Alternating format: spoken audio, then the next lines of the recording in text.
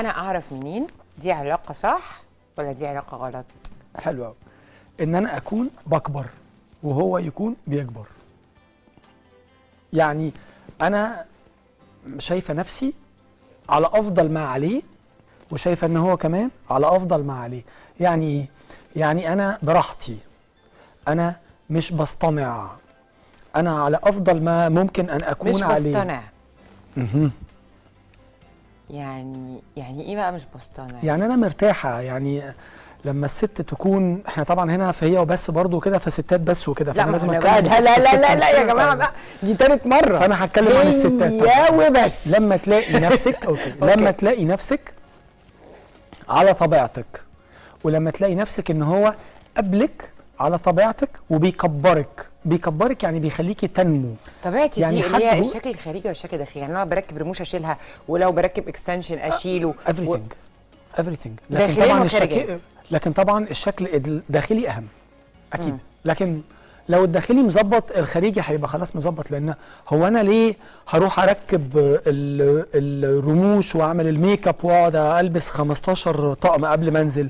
لان انا داخليا مش حاسه ان انا كفايه، فبظبط الخارجيا تو ماتش. انا ما عنديش مانع ان انا اظبط الخارجيا عادي، اوكي. لكن لما الاقي ان انا بتجمل بزياده ومركزه قوي في التجمل الزياده بتاعي قبل ما انزل عشان اشوفه، فمعنى كده ان انا قلقانه من نفسي، ان انا مش واثقه في نفسي انف، مش ماليه عينه، خايفه اكون مش ماليه عينه انف. لو انا ماليه عيني نفسي انف مش هيفرق معايا، اكيد انا حامله عينه.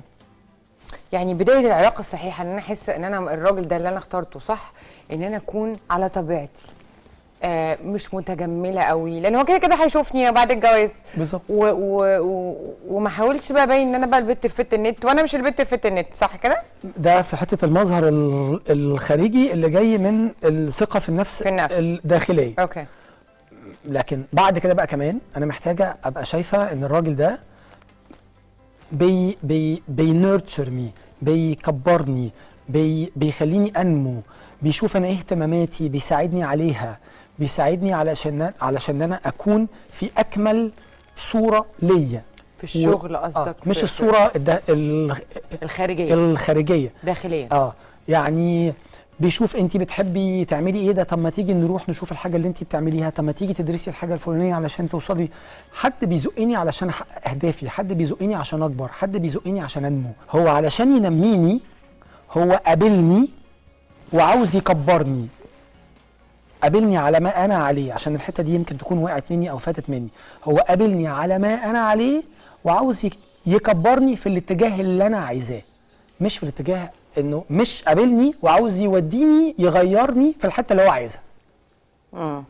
دي مش علاقه مظبوطه، لانه محدش بيغير حد. احنا ممكن ان احنا نانفلونس حد. لو كان انا بحب حد جدا وهي انفلونس مي، علشان خاطره ممكن اعمل حاجه لازم تكون فيها صالح ليا، لكن مش صالح ليه هو وبس.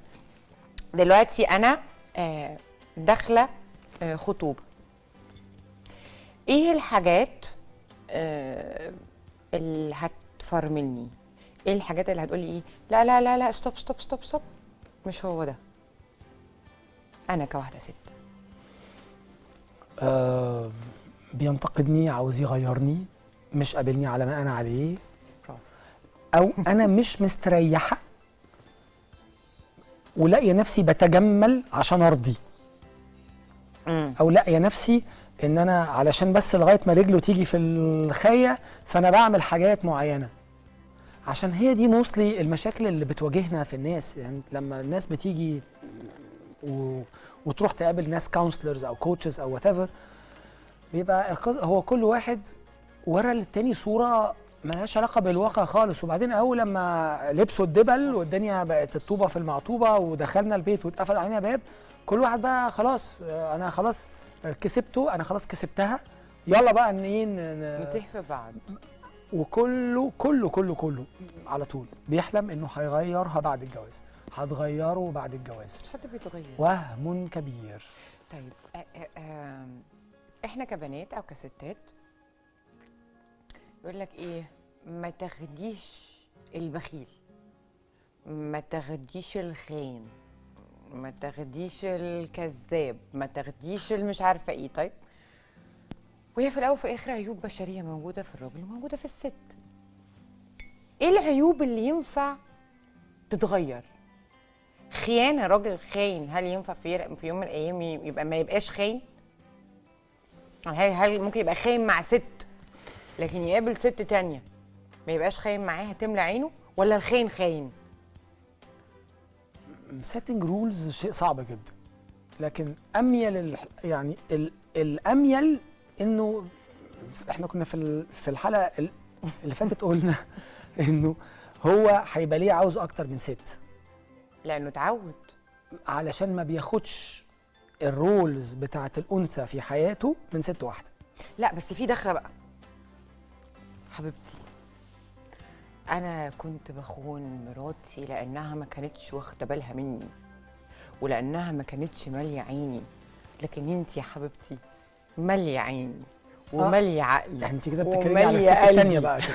انت كده بتتكلمي على الست الثانيه.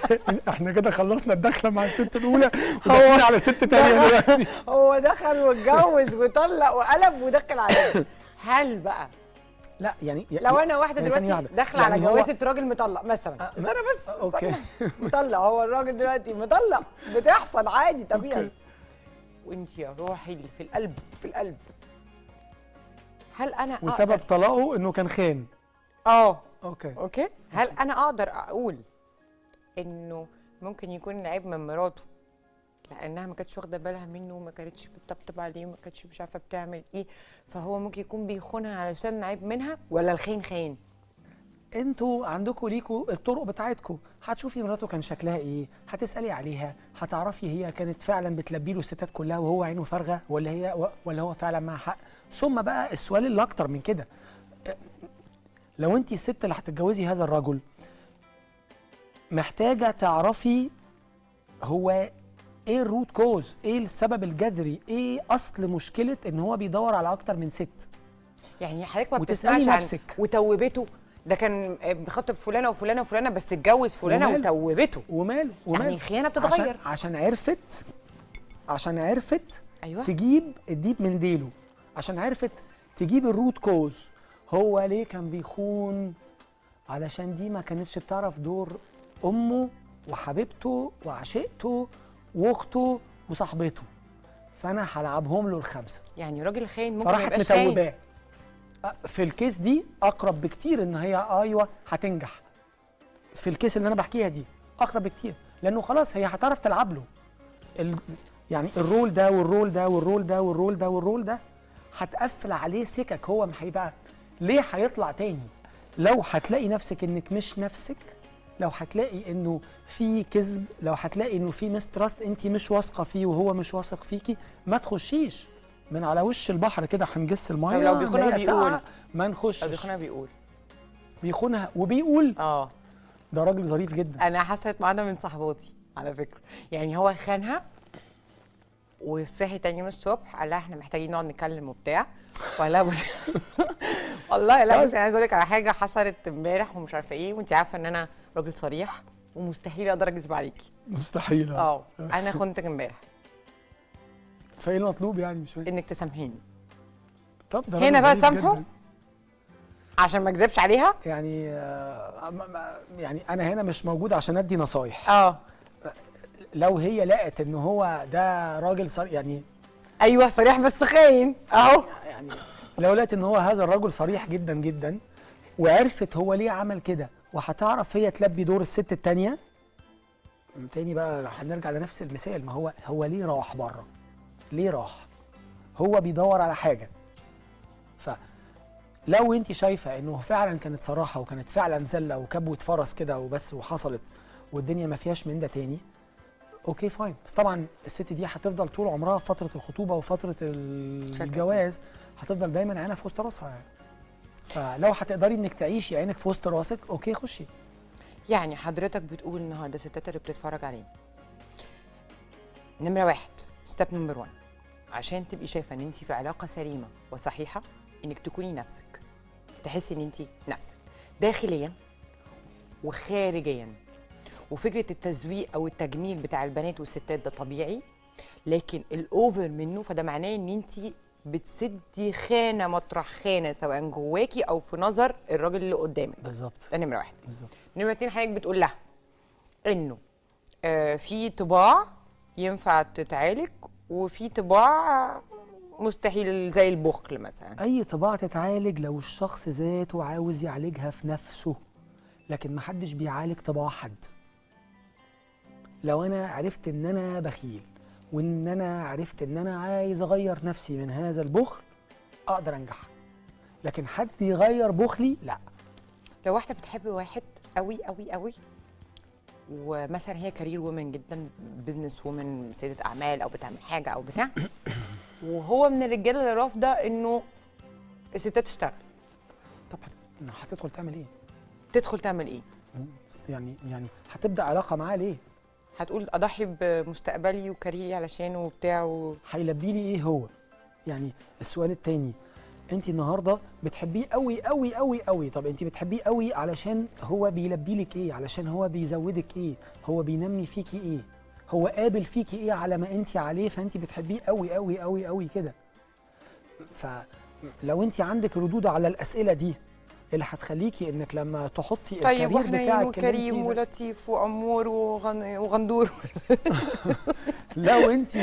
لو انت حطيتي الحاجتين في كفه ولقيتي ان انت فعلا هتقدري تستغني عن قصه الكارير وومن دي، وهتروحي تاخدي الحاجات اللي هو بيفولفلها لك كلها، وانك هتقدري تعملي ده بنفس راضيه من غير ما تبقي سبريسنج او كابته في نفسك، اوكي جو. لكن تاني is this something normal ولا ده لا لا لاند؟ هو ده اللي احنا محتاجين لا لا لاند نتكلم فيه. صح بالظبط.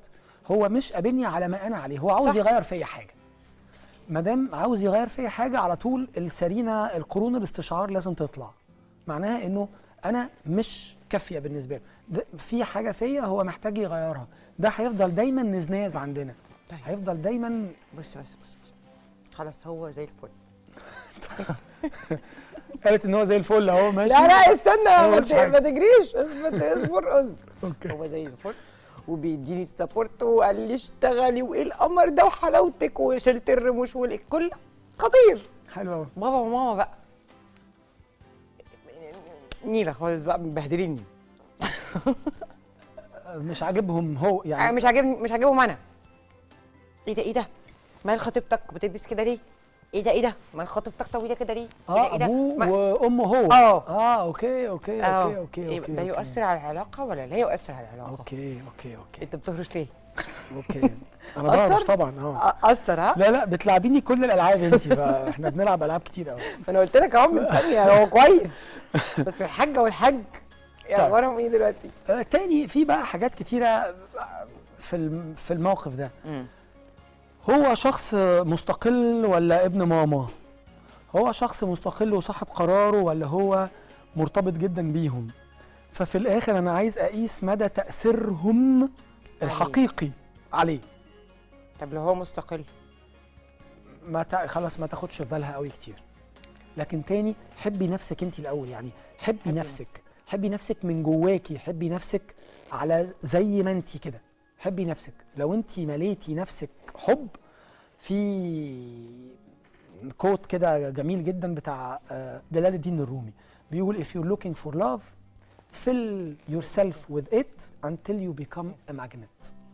فلو بتدور على الحب املى نفسك بيه لحد ما تكون مغناطيس هتجذبه اليك. انا بتفق مع حضرتك. اخيرا حضرتك نورتنا.